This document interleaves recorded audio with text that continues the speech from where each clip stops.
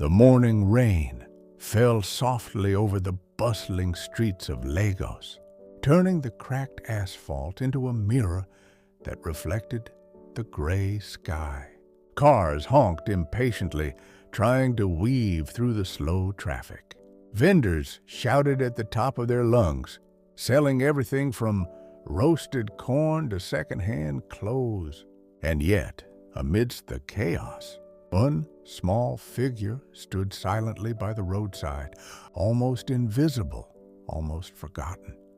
Her name was Amina, and her tiny baby, Kofi, was pressed tightly against her chest, wrapped in nothing more than a threadbare cloth. The baby's lips were dry, her cheeks pale, her little fingers trembling from the cold. Amina's own dress was soaked through, clinging to her thin frame. Her slippers were falling apart, her hair plastered to her head by the rain. But she did not move. She could not because she didn't want to, but because she had nothing to do but wait, hope, and pray.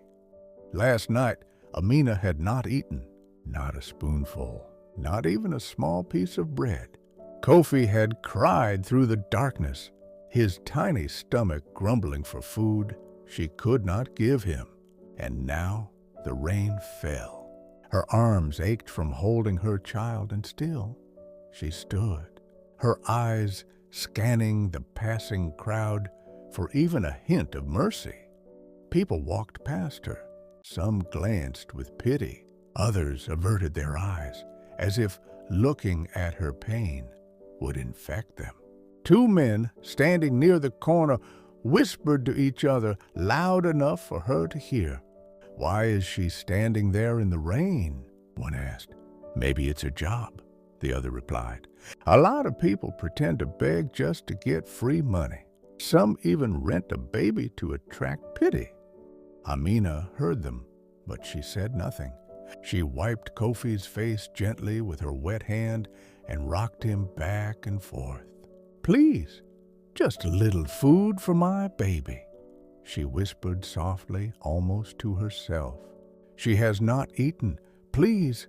Her voice was weak, tired, but it carried a lifetime of pain. Kofi's small whimpers were the only answer she received. She pressed him closer to her chest. "Don't worry, my child. Mommy will find food today, even if I have to stand here all day." And yet, she did not know that help was closer than she imagined. Inside a sleek black Jeep, a man sat in the back seat. His name was Richard Cole, and he was very rich, the kind of man whose name alone could make people stop and stare. Today, he was on his way to an important business meeting with foreign investors, one that could change the trajectory of his company forever. But as his eyes scanned the traffic, something caught his attention. A young woman, soaked from the rain, standing still by the roadside, holding a baby as if the child were the only thing keeping her alive. Richard leaned forward, his brow furrowed. He had seen beggars before, children sleeping on the streets, mothers pleading. But this was different. There was no drama in her stance, no desperation in her cry, just pure, quiet suffering. And it pierced him deeper than he expected. "Stop the car," he said suddenly. The driver blinked. "Sir, stop." The Jeep swerved to the side of the road and came to a halt. Richard opened the door, stepping into the rain. His designer shoes soaked immediately, his expensive suit clinging to his body, but he did not care. He walked slowly toward her, eyes never leaving her small figure. Amina did not notice him at first. Her focus was entirely on Kofi, who was shivering against her chest. She continued rocking him gently. "Good morning," Richard said softly, his voice calm and deliberate. Amina looked up startled. She had never spoken to a man like this before. She only nodded, unsure of what to say. Richard's gaze fell on Kofi. "What's his name?" "Kofi," she replied softly. "Has he eaten?" Amina shook her head. "No, sir, not since yesterday." Richard studied them both, the wet hair, the cold fingers, the small stomachs, and made a decision that would change everything. "Come with me," he said. Amina blinked. "Sir, I will help you," he replied simply. For a long moment, she hesitated. She had never trusted anyone in her life, certainly not someone like him. But when she looked into his eyes, she saw calm, kindness, and no judgment. She glanced down at Kofi, whose small lips trembled as he slept, and made her decision. Slowly, she nodded and followed him toward the black Jeep. Inside, she sat on the edge of the seat, clutching Kofi tightly, careful not to touch anything. Richard handed her a small towel. "Use this to dry him," he said. Amina wrapped it around her son, murmuring a quiet thank you. The Jeep drove through the rainy streets and soon stopped at a small restaurant.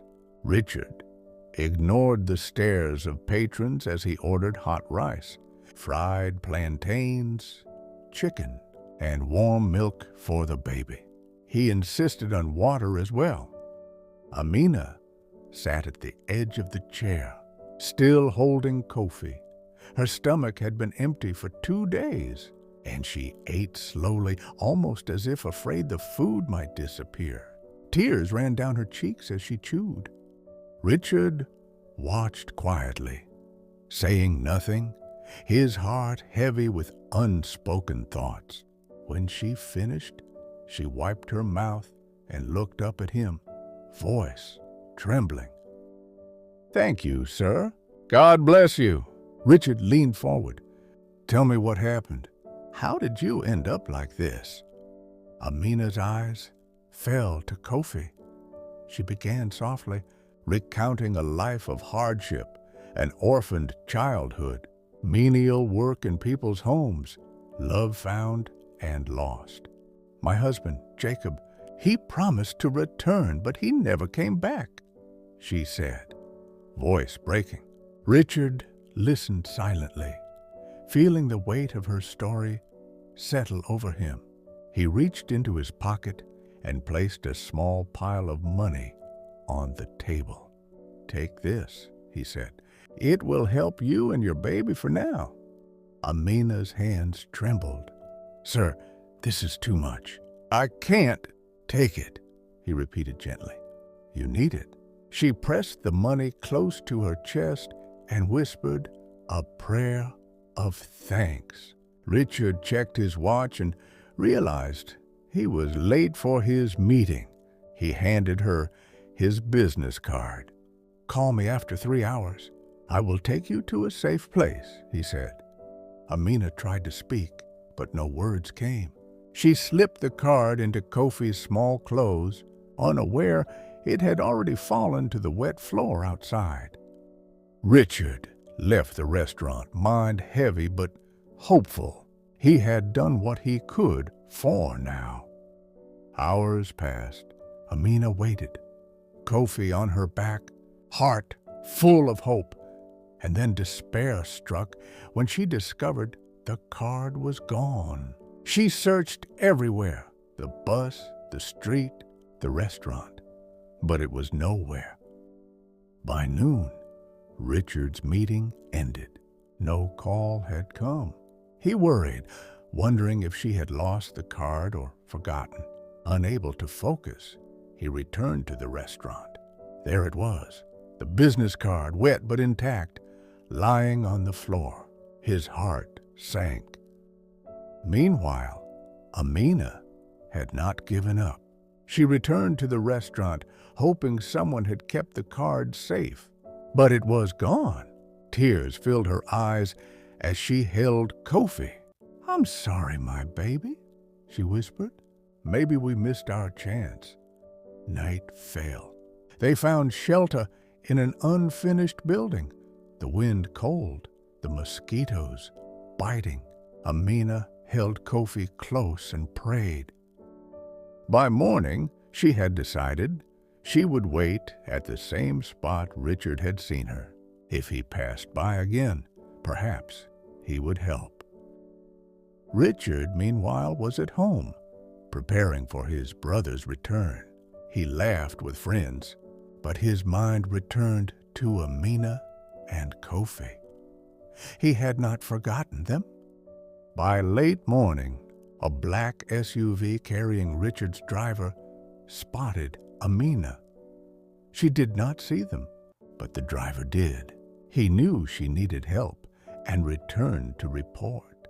Richard instructed the driver, "Go to her. Bring her to me if she truly needs help." Amina, still at her post, heart heavy but hopeful, was approached gently. Her eyes widened with recognition. "I lost the card," she whispered. The driver nodded, silent, understanding. They drove back to Richard's compound.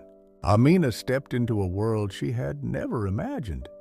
Clean rooms, warm food, safety, and for the first time in her life, hope.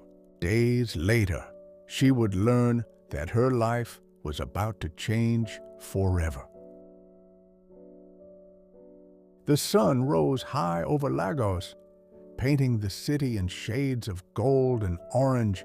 The air was heavy with the scent of wet earth, exhaust fumes, and freshly baked bread from nearby street vendors. Amina sat quietly in the corner of Richard Cole's guest room, Kofi asleep in her arms. She could hardly believe her eyes. The room was clean, warm, and safe. There were soft blankets, polished floors, and even a small crib for Kofi. It was a world she had only ever glimpsed from behind glass windows while walking the streets. Her heart was still heavy from the night before. She had waited for Richard, lost the card, and nearly lost hope. But somehow, here she was, alive, protected, and for the first time in many long months, not hungry. Richard knocked softly at the door. "Amina," he said, his voice calm, "I've asked the chef to prepare breakfast for you and Kofi. Come eat. You need strength today." Amina nodded quietly. She followed him to the dining room, where a long wooden table was laid out with steaming bowls of pap, eggs, plantains, and warm milk. Kofi's eyes fluttered open at the aroma, and she carefully placed him on a high chair, feeding him gently while tears of gratitude filled her eyes. Richard watched them silently from across the room, the corners of his mouth hinting at a small smile. He knew this was just the beginning. Kofi was just a child, but Amina had survived longer than many adults could have. Her resilience touched him in a way that money never could. "Tell me," Richard said after a pause, "do you have any skills? Any work you've done before?" Amina looked down, embarrassed. I cleaned houses, I washed clothes, I cooked. I've done anything anyone asked. But I have no education, no formal work experience, sir." Richard leaned back, considering. Skills can be learned. Determination, courage, and love, those are harder to teach. And you have those. I will help you find a way to stand on your own feet. Amina felt a lump in her throat. "Sir, I don't even know how to begin. I've never had anyone care before." "Then we begin now," he said. Over the next few days, Richard arranged for Amina and Kofi to move into a small apartment within his compound. The apartment was modest, but clean and fully furnished. For Amina, it was like stepping into a dream she did not dare to believe in. She still wrapped Kofi in her arms each night, half expecting to wake up and find the streets outside her window, the rain soaking her thin dress again. But every morning, the room remained warm and the walls remained intact. Richard also arranged for a private tutor to teach Amina basic literacy and bookkeeping. "If you are going to manage something of your own one day," he explained, "you need to be prepared." Amina soaked in every lesson like a dry sponge, her determination growing with every page she turned. Meanwhile, Richard's life continued with its usual chaos. Meetings, phone calls, and investment deals consumed his hours. Yet, every evening, he found a quiet moment to check on Amina and Kofi. He watched from the balcony as she walked, carefully, with the baby in her arms, feeding him, singing softly, and learning how to navigate this new world. She was strong, but she was also fragile, and he felt a responsibility he had never expected to carry. One afternoon, a week after she had moved in, Richard suggested they go shopping. "You and Kofi need proper clothes," he said. "You deserve them, and don't be shy. Pick whatever you like." Amina's eyes widened. Sir, I don't know how to choose." Richard smiled gently. "Then I'll help you. But remember, today, this is about you and Kofi. No shame, no hesitation. You are worth it."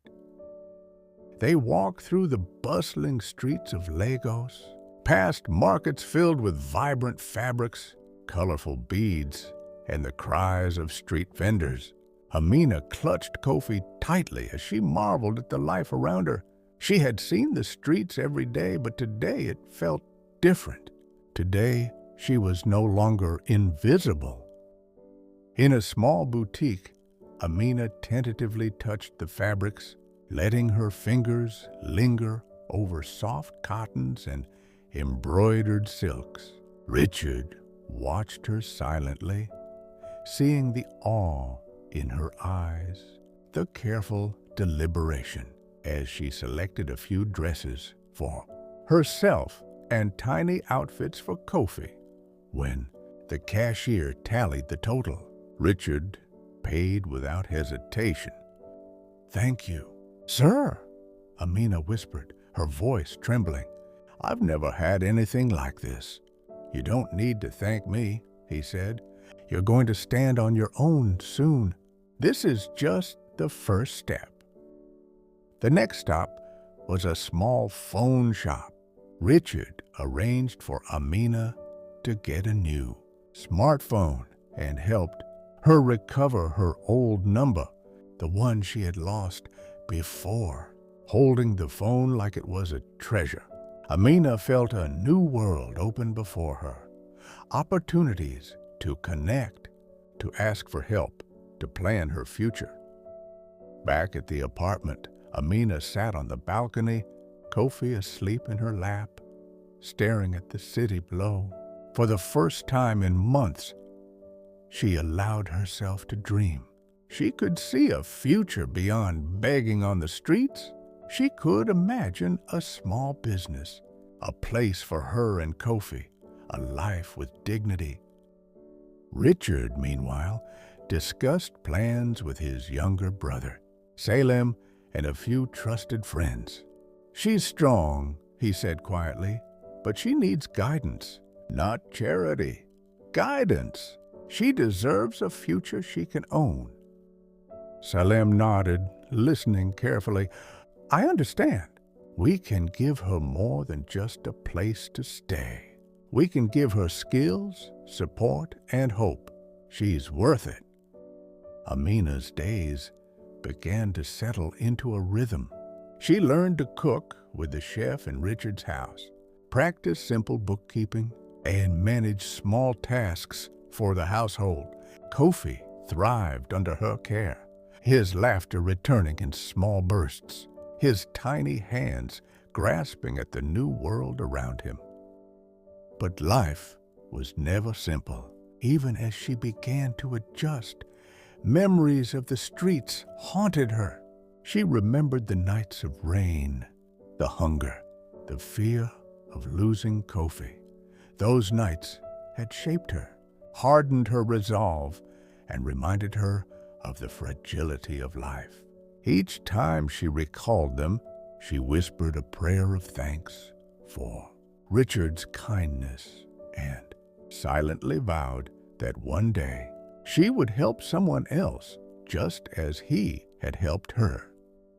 One evening, a neighbor in the compound introduced himself as Evelyn, a woman who knew of her past.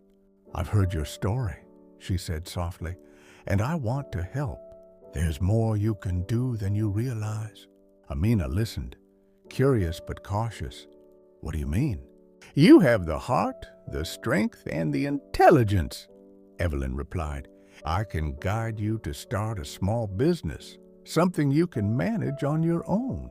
The first step is believing that you deserve it."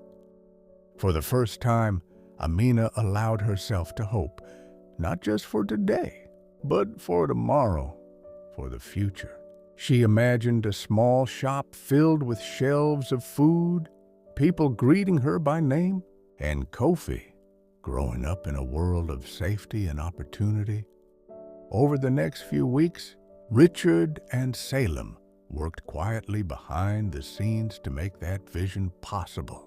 They found a small space, hired a manager for the day-to-day operations, and prepared a plan for Amina to become the supervisor. She would learn to manage the shop, handle accounts, and eventually run it herself. Amina's heart swelled with emotion as she stepped into the space for the first time. It was modest, but to her, it was a palace. Shelves were lined with products, counters polished, and the air filled with the scent of fresh bread and spices. Kofi clapped his tiny hands, sensing her excitement. I can do this," she whispered to herself, tears streaming down her face. "I will do this for us." Richard watched from a distance, silent and satisfied. He had given her safety, food, and guidance. But more importantly, he had restored her hope. And that hope, he knew, was the most powerful thing in the world.